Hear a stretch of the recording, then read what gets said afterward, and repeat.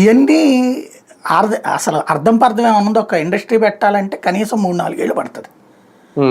అప్పటిదాకా వాళ్ళందరూ నోళ్ళు ఎలబెట్టుకు చూడాలా ఏంది? గుజరాత్ అట్లా కాదు, అయిపోయాక వాళ్ళ దగ్గర పని చేసే ఉద్యోగులకు సంబంధించి పాలసీ, దీన్ని అసలు లెక్క కట్టలేము. కానీ P4 పథకం అనేది కేంద్రం ఎప్పుడో ప్రారంభించిందంట సార్. అసలు ఈ పథకం కేంద్రాందేనంటే దాన్ని ఇప్పుడు బాబు గారు చేస్తారట.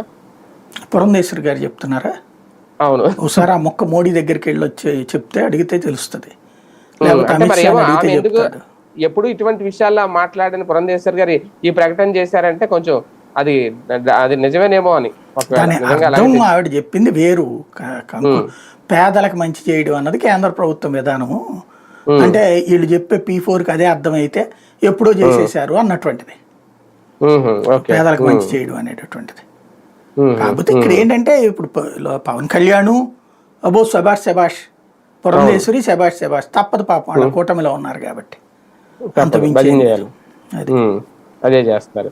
ఒక రకంగా ఓకే, బంగారు కుటుంబాలు మార్గదర్శులు ఈ కాన్సెప్ట్ ఒకటైతే సూపర్ 6 పథకాల విషయంలో లేదంటే సంక్షేమం అందించే విషయంలో ఇప్పట్లో మా వల్ల కాదు, సాధ్యం కాదని ఇండైరెక్ట్ గా చేతులు ఎత్తేసారా చంద్రబాబు నాయుడు గారు మొన్న మాటల్లో?